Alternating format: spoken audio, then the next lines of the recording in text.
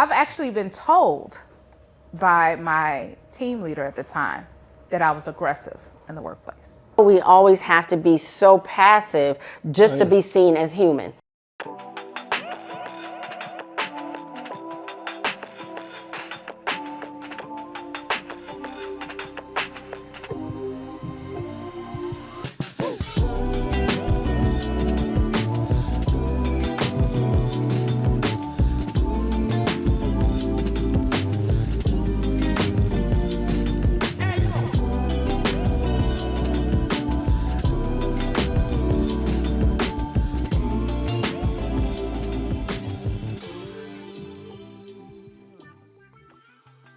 Thank y'all for taking the time to truth with me.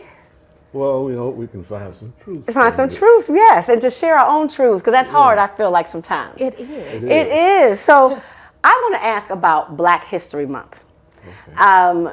You know, we fought to get it established. People felt that we needed, but now there's discussions within the Black community, right?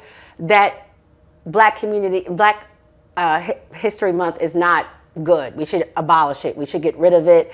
It's become too commercial, or that we deserve far more than that. We need a full year.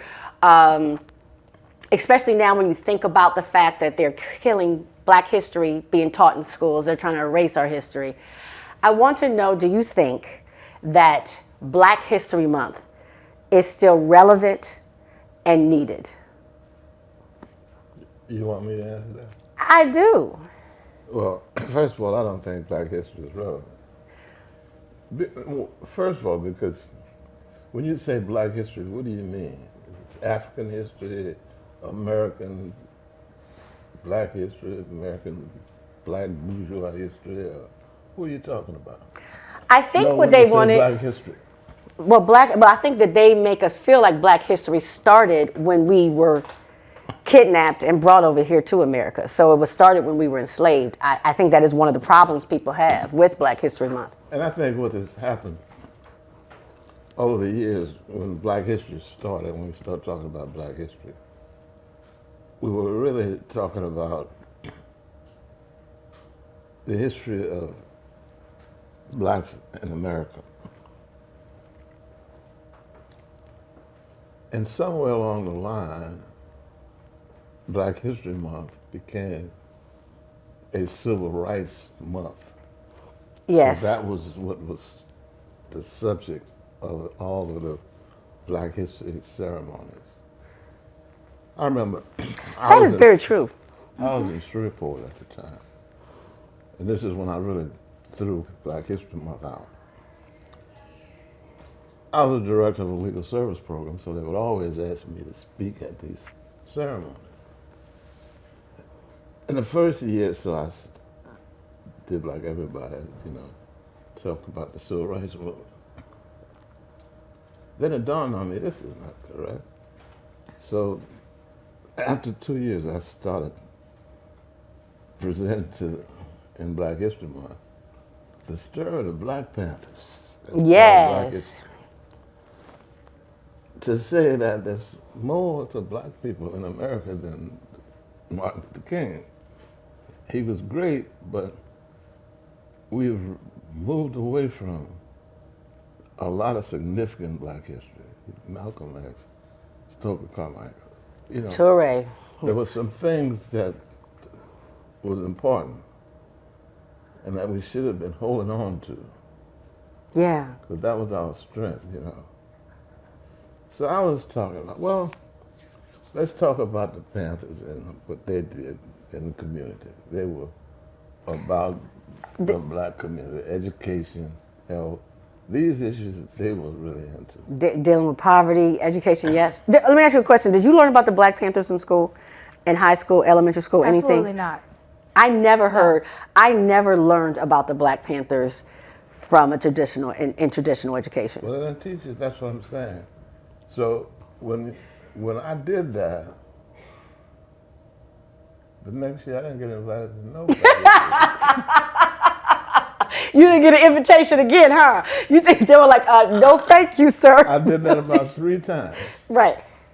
3 different places. Yeah, and they said, well, I guess we ain't gonna invite his ass back tomorrow, you know. So I said, okay, I understand that Black History Month is not about Black history.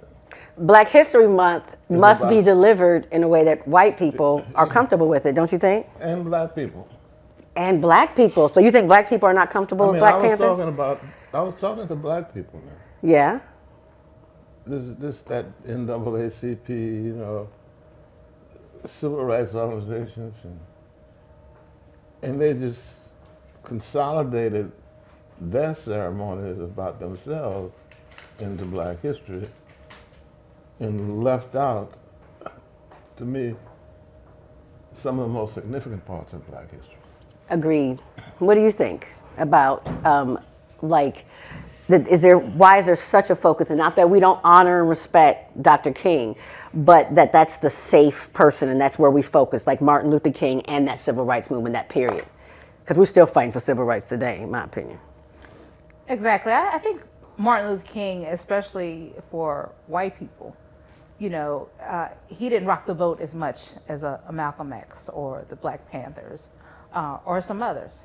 So I think he's their safe Negro. Safe Negro, the magical Negro. Yeah, right, right. So I think, you know, and even now, whenever they reference someone, All the it's like, time. oh, like Martin Luther King. Yes. It's like, Can we talk about your friend at the Coretta Scott King thing real quick? Can we take a segue?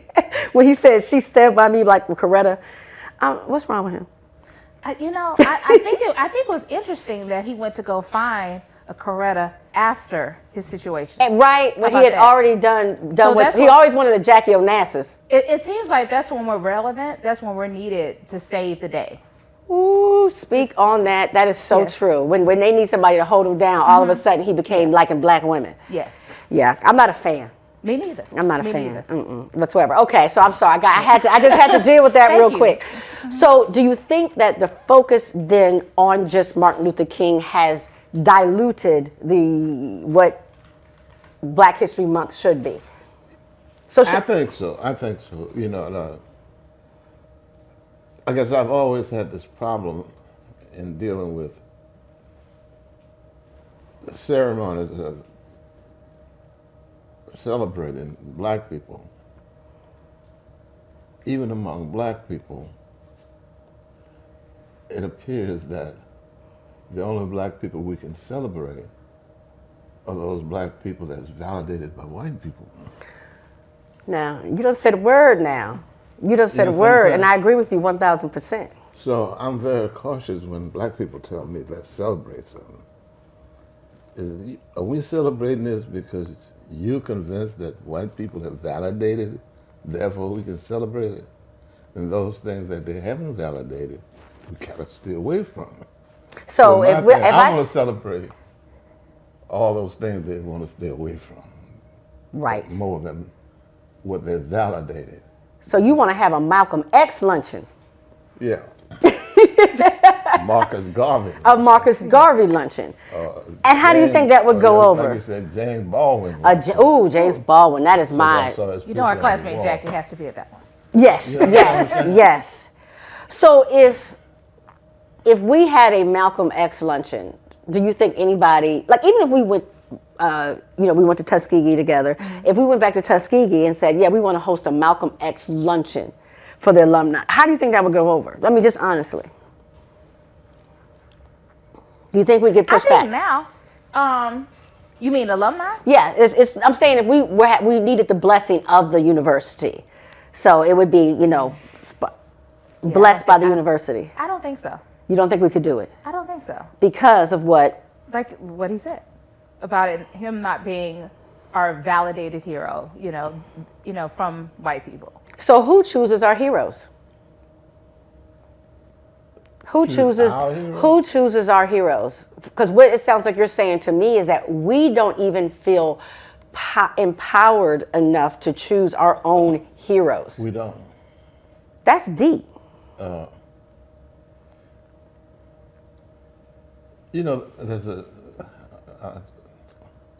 There's a book that came out some years ago. It's called The Post-Traumatic Slave. Slave. And there's certain things that we brought up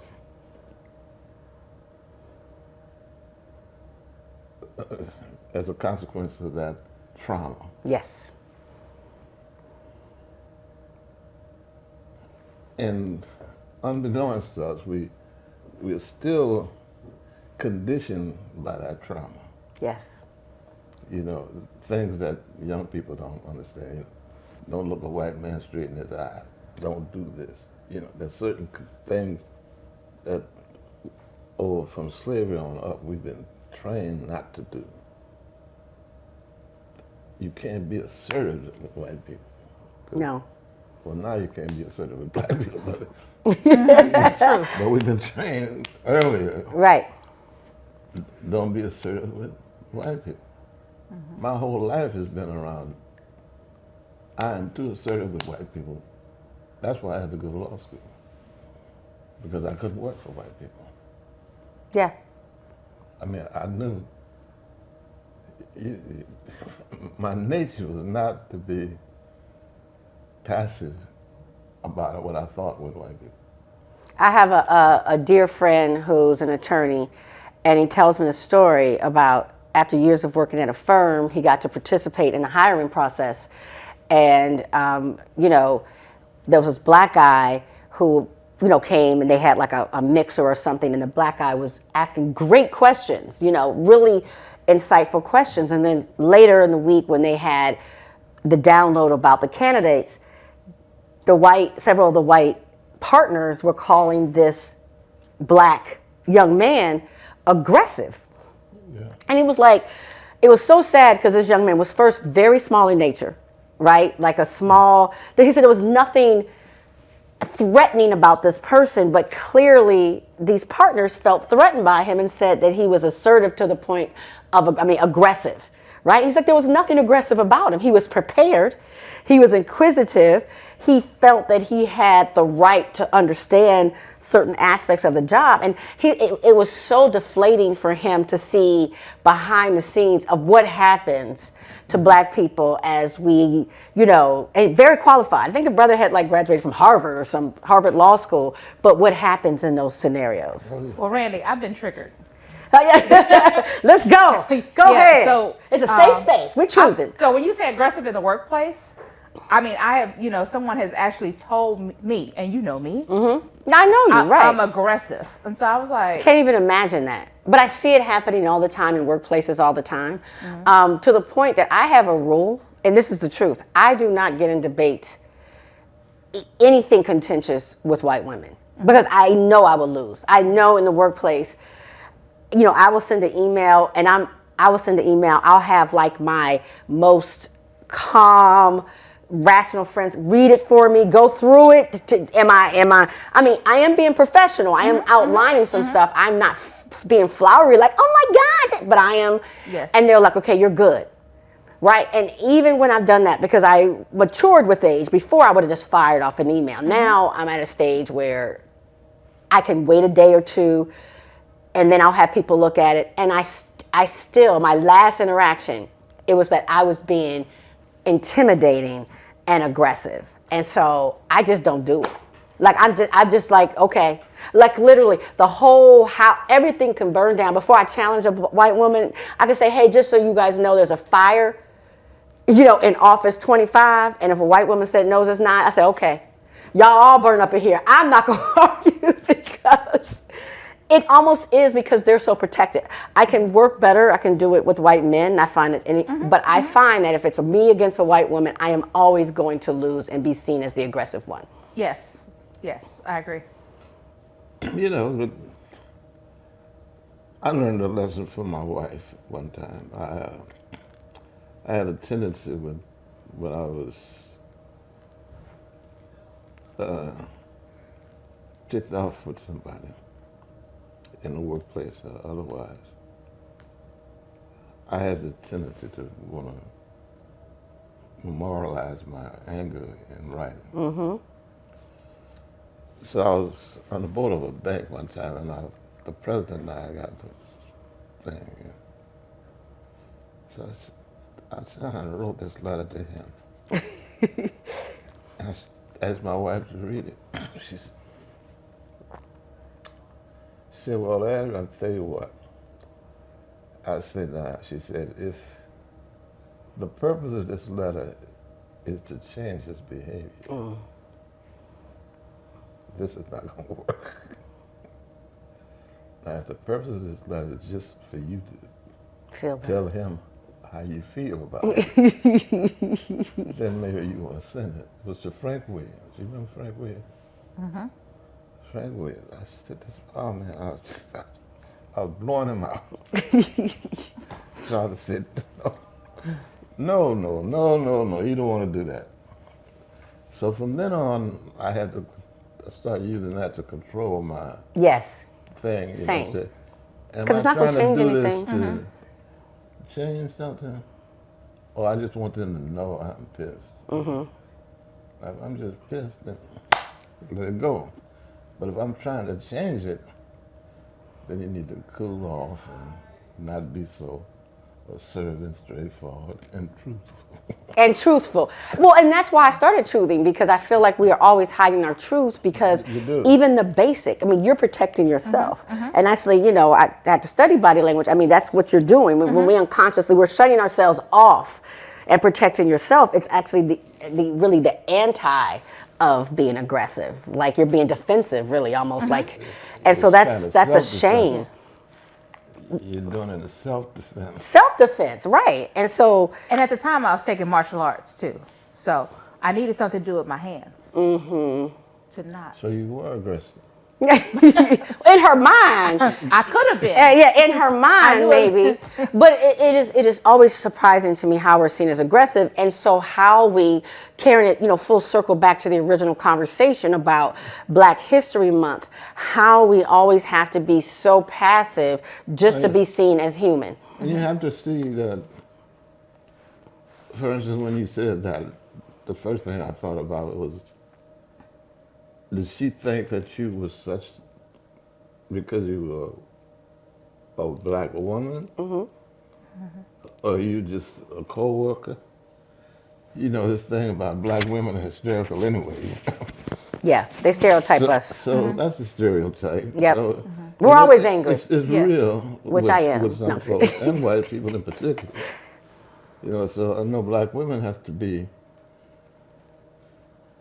I say, a little more calm than black men, even Yes. in fear of being considered hysterical and not presenting a positive issue, you know. See, consider not angry. Yeah. Right. So, so the month, is it relevant though? Like, is it Black History Month? Is it relevant I mean, and needed? I mean, or could we change it? For me, it's could we not. make it more relevant? if we sit down and said what we wanted to accomplish by it, and whether or not the focus was going to be on something positive for black people. There's no need to me. If you sit down with a group of black people and say, let's talk about black history, and then you go through the conversation and you walk away, and you really haven't put forth any real relevant issues, you know, you just talked about things. Now, if Black History Month was about workshops on black history, learning, and how important it is to the race, then to me that's worthwhile. And I don't want to blow this, but see, I have a theory that the whole issue of how we act and react with each other is based on what Francis Wilson calls alienation, which is a critical thing. You know, we've been alienated our whole existence in America. Yeah. And that has caused us all kinds of issues, problems. And those are the problems that affect us in terms of how we think about our history, how we interact with other people, our relationships. So when I think about Black history, any celebration of Black people, I'm trying to say, how do we get into that without a sense of hopelessness based on our alienated position? I see what you're saying. Well, I think the way history is taught now, if I think about my experience, I learned about being a slave instead of being enslaved, and Martin Luther King, who was a pacifist in most of his life. And that does not build me to be, just those things don't build me to be strong and proud as I would want my kids to be and all kids to be. So I think that,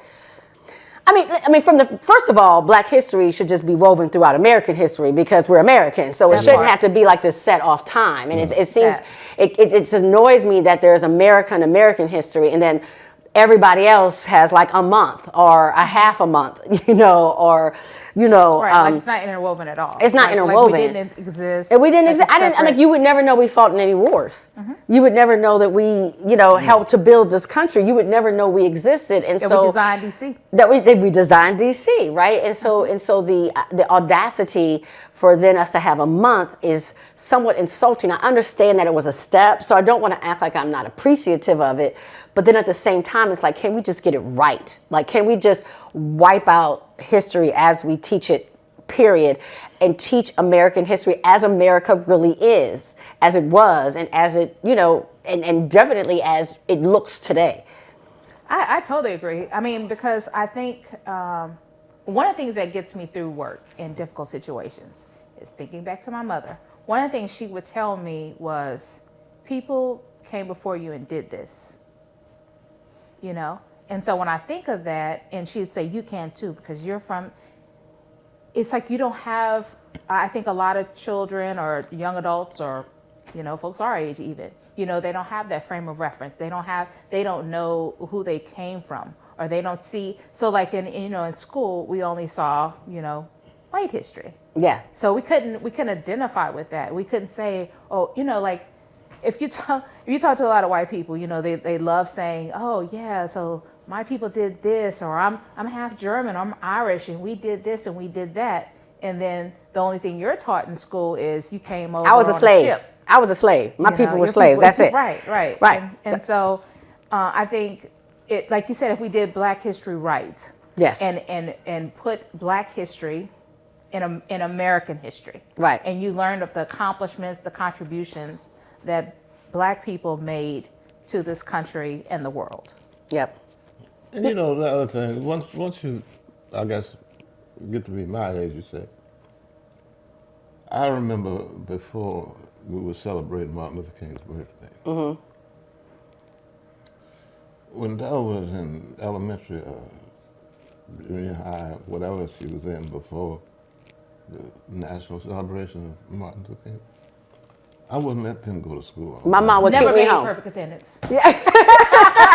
No, my mother kept me home. I say we did Martin Luther King before it was legal. You're going to do some studying on Martin Luther King's birthday. Not just you're not studying, going to go we to did school. reports. Well, but that's but that's what I mean. I tell people all the time, like, if they're fighting so hard to take Black history out of the textbooks and out of school, you understand that it must be powerful. If they're legislating to block our history, then that means there's some power to it. So understand and start teaching your children. So what you said, I'll never forget. I was in labor. And I was like, oh Lord, I can't do this. Like, it was terrible. And I was like, my people used to have babies be picking cottons, going to labor, crawl up by a tree, have their babies, and go back and work that same day. I was like, I can have this baby in here in this bed with this air conditioner and I got drugs in my body. I can do this, right? Yes. And so Yes. it definitely strengthens me, but I don't want it to the point where it pacifies me, because I do think it could go to the other side where it's like, I'm so grateful to have this job that I'm going to put up and tolerate any sort of poor treatment. Yeah. And there's that too. So Right. it's kind of like that middle ground. Yeah, it's it's I don't know. I'm trying to phrase this away, that when we talk about like our celebrations, what we celebrate, for instance, I've been the director of a number of community type programs, and every one that I went to as a director, I had the board to change Columbus Day Yes. for staff birthdays. Because I am not going to work on my birthday. I've never worked on my birthday. My birthday, y'all not going to see me. So I want to give staff and everybody the opportunity Yeah. to celebrate their birthdays. Instead of celebrating And some Columbus made-up story. Days, Columbus, we don't need that one. Yeah. Get rid of it. But that's my whole attitude about celebrations, Celebrate, like I said, have a party with a purpose. My Party thing with is a purpose. celebrate with a purpose.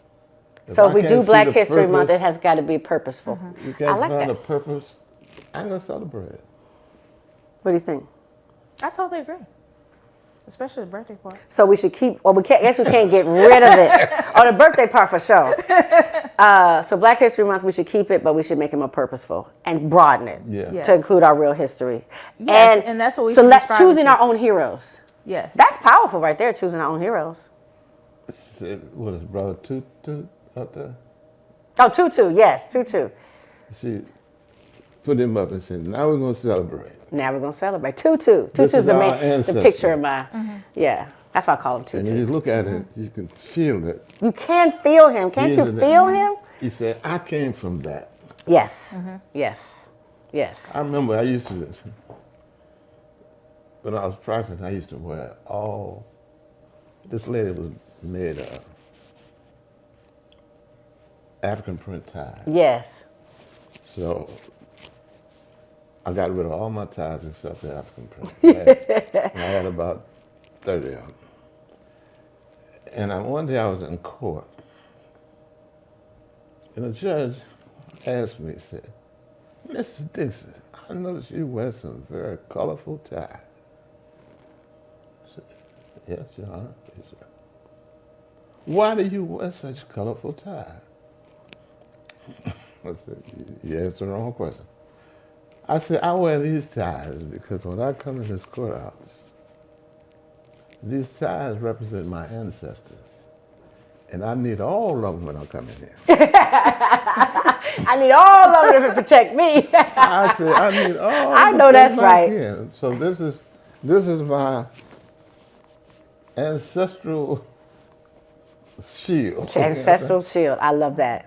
And, I love that. And I feel in place and ready when I got this shield on. That's like y'all wearing crosses and all this stuff. That's your shield, my shield too, but this is my ancestral shield. So when you talk about Black History Month, that's the sense I want to see out of Black History Month. Yes. As a purpose. That it puts And a I sense think of if pride. young people saw that and could feel it, then it becomes relevant to them Yes. and they can internalize it. But you can't internalize stuff you wasn't there, you can't see it. Well, and then when they show Black history, it's always just the struggle. Like when you Yeah. say it's just Martin Luther King, and we see the same pictures of us being hosed down and the dogs barking, and it's just the struggle. And so, what does that do to our psyche when we keep seeing that? That's it. Right? And not the kings, That's the queens, really Exactly. not the musicians, It's really- Right. not The scientists. The Like scientists. you think about movies like Hidden Figures. I mean, I didn't know anything about that. Me either. Right? And so, there's so many stories that need to come alive so our people can feel proud of who they are and from whence they came. I was thinking about that the other day. I said, in terms of Black history and culture, we've lost the whole appreciation for things like the Harlem Renaissance. Yeah. And the fact that right now, I was thinking, when you look at the hip hop culture, which is pretty much taken over black culture, and where it came from, right across the road from Harlem Renaissance. And that's who we are.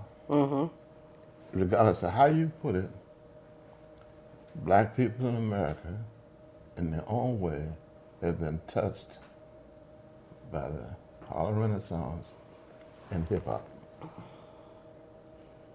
I like the fact that you know that. You're like, yeah, hip hop 25. Yeah. I bet you're in touch with the culture to understand the influence that hip hop has had. Yeah. You have a favorite song? Artist? How many? I got a bunch of them. Okay. He does. Who's your favorite? You know, nah. Oh, you like Nas? See, Nas is a poet. You see? That's what he says. I started my book. I was trying to put it together. You see, in hip hop, which is supposed to be dance, music,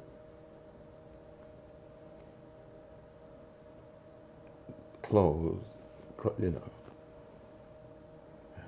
The one thing was missing in hip hop was the literary part of the Harlem Renaissance.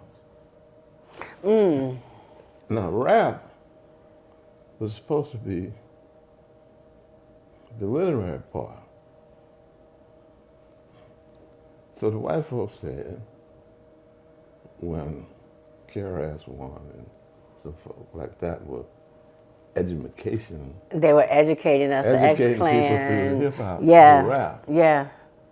white folk decided, No. wait a minute, we can't stop it, but all the radio stations in America stopped playing educational rap and started playing gangster rap. And I don't know if you remember, there was an album that came out, We're All in the Same Game. I don't know. It was the West Coast. The West Coast West Coast Rockers. version of self-destruction. The West Coast version of self-destruction. Okay. We're all in the same game, you know. And that kind of at least perked the interest up in that we're not that gangster rap necessarily. And there's some, you heard it, right? There's some nice dynamite raps on there. Yeah. I mean, Ice-T got one. Ooh, Wee! oh man. But all of them were good, you know, and it was so soulful. But we're out of that now. But Yes. the thing I was and the saying, music does teach our children. the thing I was saying, you were talking about whether I was into rap. I was very active in my church, the New Starters. And at church we had on Wednesdays they had an adult and a children's program, separate. So I talked to the pastor into bringing them together one Wednesday. That's smart. I said, I want to talk to them on a Wednesday with both of them. I don't want the children, adults being separate. I want them both together. And I'm going to present a presentation on rap. I said, "What?" Yeah. Who you? I said, okay. So I did this piece about comparing rappers to prophets in the Bible. Jeremiah, Isaiah in the Bible. And of course, I used Tupac and Scarface, who a lot of them I knew, and said, now, take Scarface, bipolar, out of Houston in the ghetto, right? The ghetto. Take Tupac, whose mother grew up in Nation of Islam. And you listen to their rap, they didn't train as rappers or poets, but they are poets. They are poets. And when you think about it, they are good because God puts the words in their mouth. Because they didn't go to Harvard or Howard or somewhere and learn poetry. So where they get it? And if you read the Bible about Jeremiah, God told him particularly, because Jeremiah said, no, I can't do that, God. I can't go talk to the people. God said, you go, and I'm going to put the words in your mouth. And that's what God is doing to so many rappers. Take Nas, you know, these guys are way beyond their training Yeah, that's true. or environment either. I mean, you know, I went to law school and I was a chemist and all that shit. Ain't no way I could put the words together. Right. You know what I mean? But here's some brothers coming out, all out the streets. Young brothers come up and start rapping, and you say, where are they coming from? So the point I was making is, I talked to Scarface about doing a book of rap lyrics and call it The Prophets. I love that. Matter of fact, I did Dove, throw get on that there. home. And I'll show you how to go. One night we were in Memphis. It was on my birthday, wasn't It was your birthday. it? Yeah, it was on my birthday. And Scarface came to the club. It was second. And Scarface came to the wait a minute, hold club. on. Back up. Where did your children take you for your birthday? Start there. Start at the beginning. Where did your of the story. children take you to for your birthday? It's a rap concert. They took you to a rap concert. How old were you turning? Well, maybe 75. You were something. No, you were older than 75, sir. 75 plus. Okay. So you were older than 75. They took you to a Yeah, I rap was on a concert. walker. Yeah, because as a matter of fact, 80 something.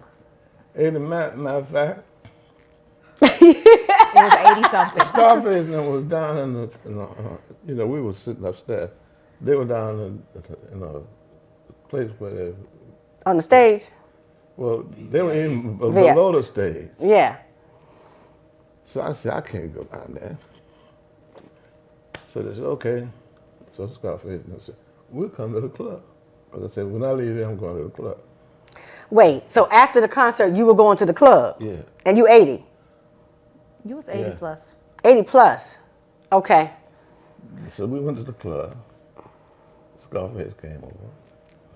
So I'm telling him about this thing I'm doing. Well, the reason, Scarface and his brother, who was a good friend of my son, grew up together. Okay. So one time when we were at homecoming, and Chris brought Scarface to homecoming, Okay. and that's the first time I met him. Have you heard his latest album? Scarface is killing it. But go ahead. Well, he's terrible. Oh. He's killing it. This latest. Oh my gosh, it's so good.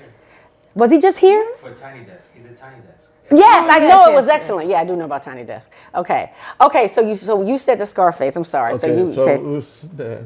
So we was back at the corner like, and I said, let's go get. I'm gonna go get a drink. So Charlie, let's go. So we walked up to the bar to get a drink. So I was telling him about my theory about doing this book of the prophet, with he and Tupac and some others. So I was, you know, what you think about this? He said, yeah, that sounds great. So when we went to the bar, we were at the bar and we were getting the drink. He said, you know, I want to show you something. He went in his pocket and he pulled out this sheet of paper. He said, you talking about Jeremiah. and he showed me that he was leaving the next day going to Atlanta to do a piece where he was going to play Jeremiah. Wow. Wow. See, I'm thinking alike. But you know what? Wouldn't it be nice when you talk about Black history? I can't help but to sit here and think that if, how you said you brought the kids together, like, you know, the adult group and the kids group, like, this is Black history. Mm-hmm. You know what I'm saying? Like, I'm Black history. Like, you know, if it was just a lot of storytelling, and so it wasn't so detached from kids, but these are living people that have experienced different things. I think that could be so powerful in them understanding, you know, how life has changed, what we've been through, what we've survived, and the accomplishments that we've had. I don't think that they get that. You know what I mean? Like, I think that we got more of that growing up, sitting around a table with multi-generations, and I think that we don't get together as much as we used to. No. And just knowing, like, living Black history. Absolutely. I mean, you know, when you talk about heroes, my mother has been my number one hero. Right, like, mine too. Forever. Yes. You know, and I'm still in awe. Right. You know, when I think, you know, some of the things she's accomplished and done. But I know not everyone has that. Exactly. You know. So if we could provide it. But so yes. No, I'm serious. I'm inspired. Like, okay, what can I pull together in the next 20 days? Because I think it really is like powerful for our stories to be healed. Well, I thank y'all for truthing with me, telling your truth. Absolutely. Talking about this Black History Month. I appreciate your time, and we'll do. Yeah, I appreciate your time. Well, it's good to be here. It is good.